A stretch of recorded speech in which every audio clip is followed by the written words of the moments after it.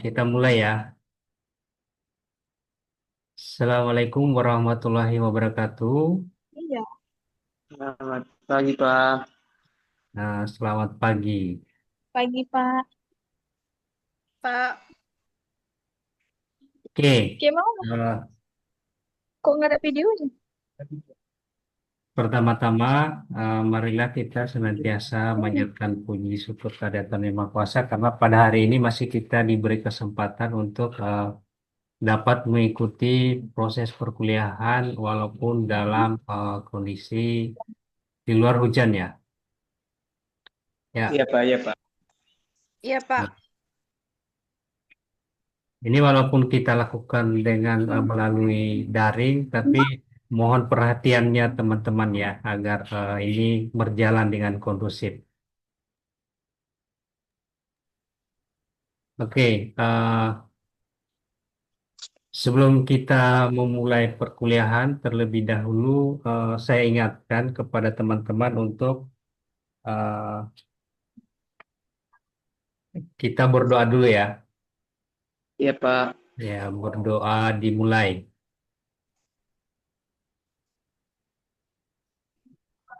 Berdoa selesai. Amin. Eh, Sebelumnya saya ingatkan kepada teman-teman untuk mengisi absen yang ada di GCR, oke. Eh, Sambil berjalan, eh, diharapkan untuk mengisi absennya ya. Semoga Baik, Pak. yang belum bergabung bisa bergabung dengan segera. Nah, eh, ini kita bertemu kembali untuk mata kuliah otomasi perpustakaan. Pertemuan yang kedua. Jadi perlu saya sampaikan kepada teman-teman bahwa untuk mata kuliah semester 4 ini eh, dengan topik pengantar otomasi perpustakaan,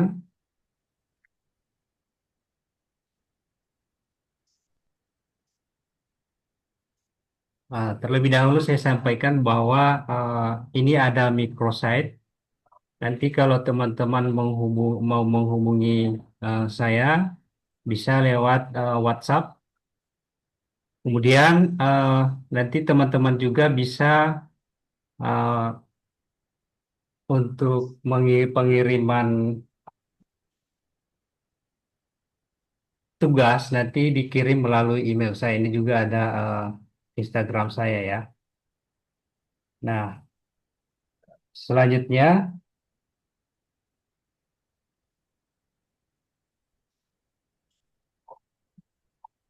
untuk pertemuan kedua ini perlu kita ketahui bersama bahwa mata kuliah ini dengan beban SKS 2, 2 SKS bobotnya. Jadi untuk pertemuan kedua ini ada pokok bahasan, ya, untuk pokok bahasan dan subpokok bahasan. Jadi pokok bahasannya yaitu pengantar otomasi perpustakaan. Untuk subpokok bahasannya ada konsep dasar perpustakaan, kemudian komponen otomasi perpustakaan, dan fungsi serta tujuan otomasi perpustakaan.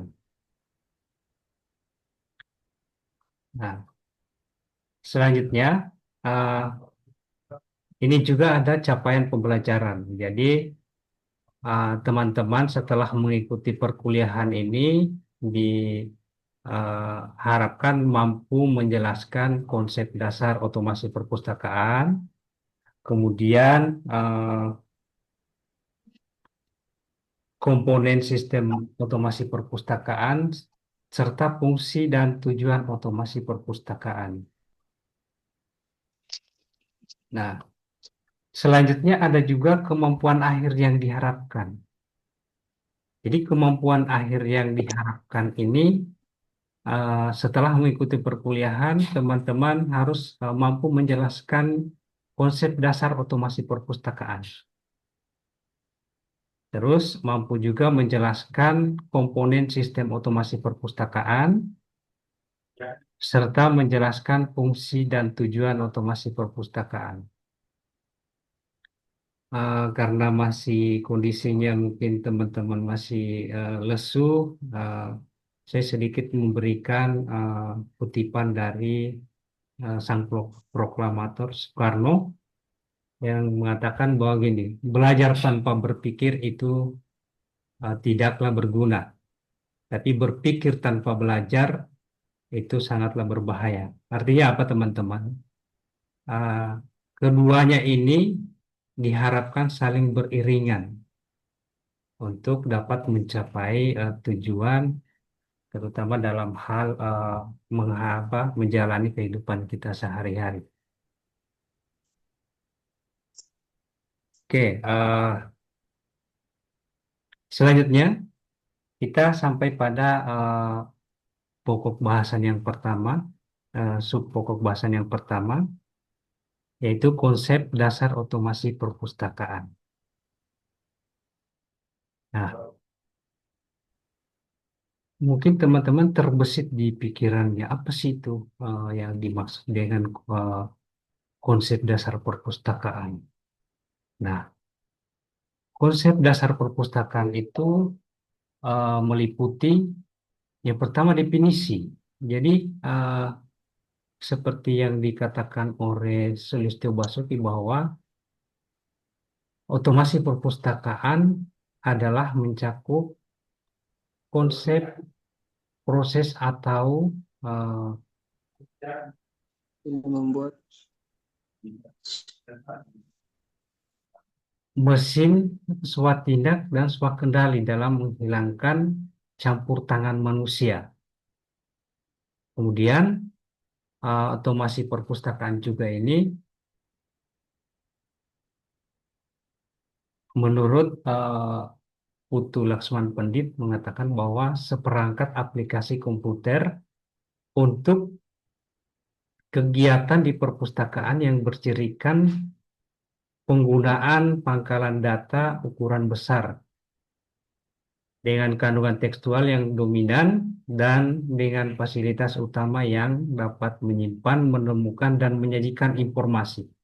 Sehingga dapat disimpulkan bahwa otomasi perpustakaan merupakan penggantian tenaga manusia dengan tenaga mesin. Itu melalui bantuan teknologi informasi yang mengerjakan dan pengaturannya secara otomasi sehingga sedikit memerlukan pengawasan manusia. Nah, selanjutnya kita sampai pada sejarah otomasi perpustakaan. Jadi sejarah otomasi perpustakaan itu berevolusi yang pertama melalui era prakomputer itu sebelum tahun 1960-an.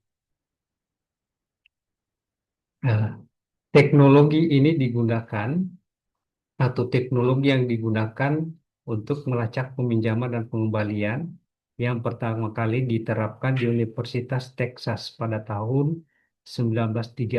Itu namanya kartu berlubang. Kemudian ada pengindesan semi mekanis. Jadi metode ini digunakan untuk mengakses dokumen meskipun terbatas pada koleksi khusus yang kecil. Jadi dia dalam bentuknya mikro. Kemudian era mandiri, yaitu tahun 1960-an sampai 1970-an. Jadi aktivitas seperti yang pertama aktivitas seperti katalogisasi, sirkulasi, dan pengadaan mulai dijalankan dengan komputer, tetapi sistemnya masih terpisah satu sama lain. Kemudian ada format MARC atau mesin readable cataloging. Ini dikembangkan oleh Perpustakaan Kongres Amerika Serikat untuk membuat katalog data bibliografis yang dapat dibaca oleh mesin. Kemudian yang ketiga pada tahun 1967 dibentuk Online Computer Library Center yang memungkinkan perpustakaan berbagi katalog secara terpusat. Nah, selanjutnya eh, era terintegrasi itu pada tahun 1970-an sampai 80-an. Nah, yang pertama itu sistem terintegrasi. Nah, sistem perpustakaan terintegrasi ini mulai muncul menggabungkan modul pengadaan, sirkulasi, dan katalogisasi dalam satu paket perangkat lunak. Kemudian yang kedua, OPAC. Jadi kemunculan OPAC ini merevolusi pencarian informasi. Pemustaka tidak lagi harus menggunakan katalog kartu, melainkan mencari koleksi melalui terminal komputer. Jadi OPAC ini kalau misalkan teman-teman masuk ke perpustakaan untuk mencari koleksi, dia sudah disiapkan. Nanti kita tinggal masukkan nama atau judul, nama pengarang atau misalkan judulnya itu langsung tampil di layar komputer. Jadi kita tidak perlu lagi bersusah payah untuk mencari satu persatu koleksi yang ada di rak. Kemudian yang ketiga, perangkat lunak mikro. Jadi ketersediaan mikrokomputer yang lebih cepat pada era 1980-an itu membuat otomasi perpustakaan semakin terjangkau. Nah, sampailah pada era internet, era 90-an. Jadi revolusi internet membuka babak baru. Sini dimulai layanan perpustakaan di mana kita dapat mengakses informasi di mana saja dan kapan saja. Nah, yang pertama itu akses jarak jauh. Jadi perpustakaan mulai menyediakan akses jarak jauh ke katalog dan koleksi digitalnya melalui internet. Nah, selanjutnya, perpustakaan digital. Jadi banyak perpustakaan mulai mengembangkan perpustakaan untuk menyediakan koleksi dalam format elektronik. Jadi perpustakaan digital saat ini mulai dikembangkan saat itu untuk menyediakan koleksi dia dalam bentuk format digital. Jadi mungkin teman-teman nanti kalau berkunjung ke perpustakaan sering melihat ada fisiknya, tapi dia ada juga bentuk digitalnya.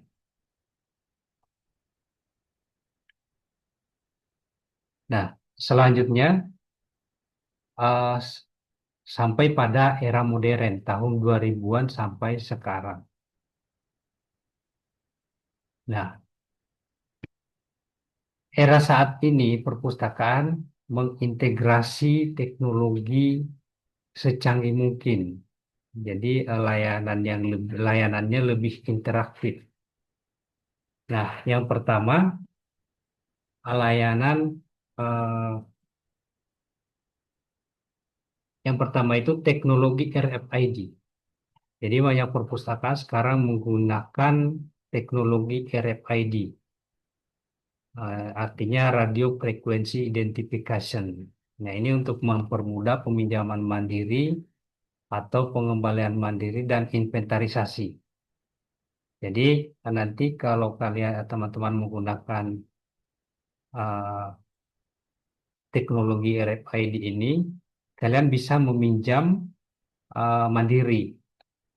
Kemudian bisa juga melakukan pengembalian mandiri kayak di perpustakaan USU kayaknya sudah memiliki, tapi yang saya pernah lihat langsung dan saya pernah melakukan transaksi langsung itu di perpustakaan UIN Sunan Kalijaga dan di UIN Alauddin Makassar. Jadi di situ ketika teman-teman ingin meminjam buku, nanti tinggal ambil bukunya, kemudian kita letakkan buku itu di atas di buku yang ada barcode-nya kita letakkan di atas di depan komputer. Melalui alat ini, dia langsung mendeteksi bahwa itu sudah bisa langsung terpinjam secara mandiri. Nah, itu juga nanti kalau misalkan tergantung dari waktunya,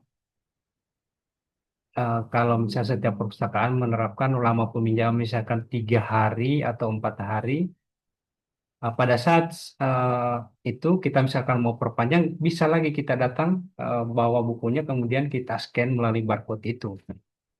Nah, itu akan kembali bisa diperpanjang secara mandiri dan bisa dikembalikan secara mandiri. Nah, kemudian yang aplikasi seluler. Jadi aplikasi seluler ini mulai digunakan untuk mengakses layanan perpustakaan, seperti mencari buku, kemudian memperpanjang peminjaman, dan reservasi tempat. Jadi melalui aplikasi seluler, nanti teman-teman salah satu saya berikan contohnya di aplikasi Ipusnas. Jadi aplikasi Pusnas ini kita bisa mengakses layanan dan bisa meminjam. Tapi nanti kita dapatnya secara bukunya itu melalui e-book. Bisa kita baca. Jadi dia juga kalau di Perpusnas itu sistemnya 3 hari. 3 hari kita selesai atau tidak kita baca itu langsung kembali secara otomatis. Nah, kemudian kecerdasan buatan atau AI dan analitik data. Nah, AI ini digunakan untuk personalisasi layanan, sementara analitik data membantu perpustakaan memahami kebutuhan pemustakaan. Nah, beberapa hari yang lalu saya pernah berkunjung ke Perpustakaan Provinsi Sumatera Utara, dan di sana mereka khususnya di layanan deposit itu eh, arsip-arsip yang Nah, mereka lihat ketika arsipnya sudah mau usang, kemudian berpotensi ada kerusakan, mereka melakukan alih media. Nah, setelah alih media itu, kemudian mereka untuk memahami kebutuhan pemustaka ini melalui AI ini, kayak ada gambar Sisingamangaraja, mereka bisa membuat foto itu berbicara. Nah, ini melalui kecerdasan buatan. Nah, selanjutnya, integrasi layanan perpustakaan. Eh, Nah, perpustakaan modern menggabungkan koleksi fisik dan digital serta menyediakan layanan hybrid yang dapat diakses baik secara daring maupun secara luring. Jadi, kalau sudah terintegrasi di layanan itu, jadi kita bisa seperti yang tadi itu, kita bisa melakukan uh, peminjaman dari jarak jauh, kemudian bisa juga kita datang ke tempat untuk membacanya. Nah, selanjutnya sampai kita pada sub pokok bahasan yang ketiga, yaitu komponen sistem otomasi perpustakaan. Jadi, komponen sistem informasi perpustakaan itu ada 3. Yang dapat dikategorikan menjadi 3 bagian penting. Di antaranya pangkalan data, kemudian ada user atau pengguna, dan perangkat otomasi. Nah, ketiga komponen ini bekerja sama untuk mengotomatisasi semua kegiatan operasional perpustakaan. Nah, ini yang pertama, pangkalan data.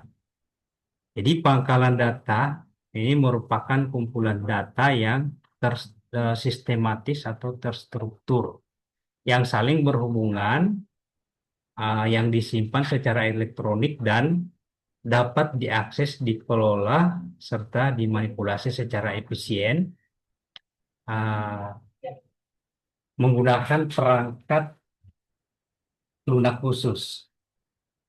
Nah, kemudian yang kedua ada user atau pengguna. Jadi dalam sistem otomasi perpustakaan ini terdapat beberapa tingkatan operator tergantung dari tanggung jawabnya. Ada supervisor, kemudian operator administrasi, operator pengadaan, dan pengolahan serta operator sirkulasi. Nah, eh, beberapa yang bertanggung jawab ini merupakan masuk dalam kategori user atau pengguna, karena mereka yang beraktivitas di dalamnya untuk bisa sampai pada koleksi yang kita butuhkan itu sampai pada eh, operator sirkulasi. Nah, kemudian yang ketiga ada perangkat otomasi. Perangkat otomasi ini ada terbagi menjadi dua. Ada perangkat keras, jadi perangkat keras itu seperti komputer dan alat bantu. eh, di antaranya itu ada printer, barcode, scanner, kertas, dan sebagainya. Nah, di sini ada kita lihat bahwa seperti security gate. Jadi security gate itu eh, yang memiliki security gate di kayak sepertinya di USU juga ada. Kemudian yang saya pernah lihat langsung di perpustakaan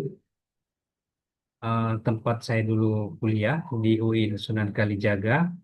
Jadi di sana itu eh, melalui security gate ini, kalau misalkan teman-teman meminjam, kemudian belum melalui tahap di bagian sirkulasi, belum melalui scanner, itu kita keluar, nanti dia langsung bunyi, terdeteksi bahwa buku itu belum diproses di layanan sirkulasi. Nah, ini salah satu alat untuk melakukan pengamanan koleksi yang kita miliki di perpustakaan. Salah satu contohnya kalau teman-teman sering, kalau yang belum lihat, nanti uh, saya coba gambarkan kalau sering jalan ke mall atau di matahari itu ada yang dipasang seperti itu. Nah, itu untuk mendeteksi terjadinya kecurangan atau kehilangan. Kemudian yang kedua ada perangkat lunak otomasi. Jadi perangkat lunak otomasi ini mutlak keberadaannya karena digunakan sebagai alat pembantu untuk mengefisiensikan dan mengefektifkan proses. Jadi pemilihan software ini bisa dibangun atau dibuat sendiri, kemudian menggunakan open source atau software yang gratisan dan membeli secara komersial. Nah, eh, yang saya tahu untuk di Sumut ini yang membangun sendiri itu ada di perpustakaan ITSI, kemudian yang kedua itu di perpustakaan Pancamudi, Universitas Pancamudi. Jadi eh, mereka membangun sendiri atau membuat sendiri, tidak melalui vendor. Nah, kemudian ini menggunakan open source yang gratisan. Jadi sedikit saya berikan gambaran yang menggunakan untuk software gratisan ini. Nanti teman-teman bisa menggunakan eh, aplikasi software di SLIMS, Senayan Library Management System. Kemudian bisa juga menggunakan InListLite yang dikeluarkan oleh Perpustakaan Nasional. Jadi itu softwarenya gratisan. Nanti teman-teman bisa mengotak-atik sendiri. Nah, selanjutnya membeli secara komersial. Jadi untuk membeli secara komersial ini seperti di perpustakaan UIN Alauddin Makassar itu mereka membeli secara komersial. Tapi membeli secara komersial ini eh, kekurangannya karena setiap terjadi trouble kita harus eh, menghubungi pihak vendor. Jadi itu yang menurut saya kurang bagusnya. Kemudian selanjutnya manfaat sistem otomasi perpustakaan. Jadi manfaat sistem otomasi perpustakaan ini yang pertama dapat memperlancar dan mempercepat proses pencarian informasi dengan melaksanakan kegiatan pencarian informasi. Kemudian yang kedua membantu dalam pembelian dan pemrosesan berbagai jenis sumber daya perpustakaan yang akan ditawarkan di perpustakaan. Kemudian yang ketiga terciptanya saluran komunikasi guna membina kerjasama antara perpustakaan. Jadi manfaatnya ini sangat banyak sebenarnya. Uh, di samping itu kita bisa juga berkomunikasi uh, atau membina kerjasama antar perpustakaan. Kayak aplikasi Slims itu uh, dia ada komunitasnya. Jadi kalau teman-teman punya komunitas itu bisa di komunitas Slims itu kita bisa saling membantu. Ada juga kerjasamanya. Kemudian yang keempat itu mengawasi bagaimana perpustakaan mengelola data dan administrasi. Jadi melalui otomasi perpustakaan ini kita dapat mengawasi perpustakaan dalam mengolah data dan administrasinya.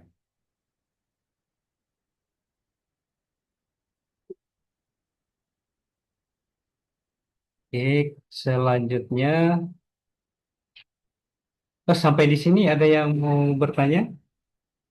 Silakan.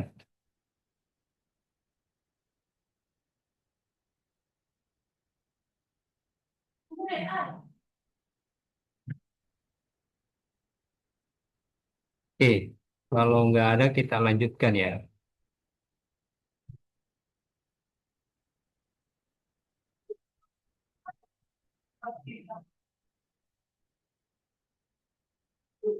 Oke, kita sampai pada tujuan otomasi perpustakaan. Nah, Supriyanto dan Muhsin tahun 2008 menguraikan tujuan otomasi perpustakaan yang meliputi peningkatan kualitas pelayanan perpustakaan, kemudian mempercepat operasional perpustakaan, menyederhanakan tugas pengguna dan meningkatkan akses informasi di berbagai perpustakaan. Nah, ini ada beberapa tujuan daripada otomasi perpustakaan. Nah, di salah satunya itu mempercepat operasional. Jadi dengan adanya otomasi perpustakaan ini, proses di perpustakaan itu lebih cepat. Kemudian menyederhanakan tugas pengguna, jadi teman-teman nanti tidak terlalu harus sibuk lagi mencari satu persatu koleksi yang telah ada di rak perpustakaan. Jadi nanti kita bisa langsung mencari di opak saja.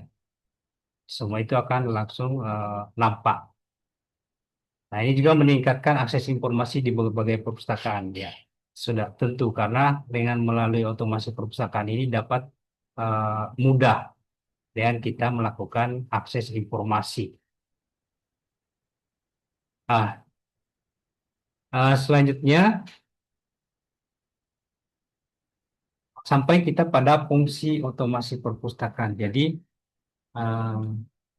fungsi otomasi perpustakaan itu yang pertama dia berfungsi sebagai fungsi informasi.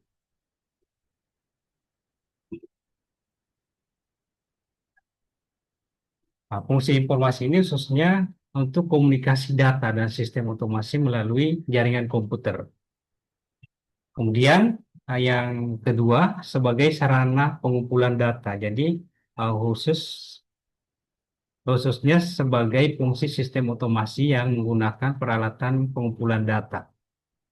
Nah, kemudian yang ketiga, sebagai fungsi pengendali implementasi, ya, kemampuan sistem otomasi dalam mengelola data yang dianalisis baik oleh manusia maupun mesin. Jadi itu dikendalikan melalui implementasi otomasi perpustakaan. Dan sebagai peran koordinasi, jadi peran sistem otomasi berbasis sistem informasi manajemen, uh, pengajaran berbantuan komputer dan penelitian perpustakaan. Jadi kita bisa langsung berkoordinasi ke perpustakaan dengan adanya melalui peran sistem otomasi yang berbasis informasi manajemen. Ya,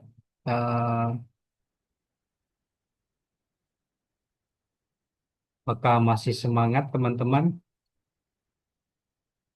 Masih, Pak. Masih. Masih, Pak. Masih, Masih pagi. Pak.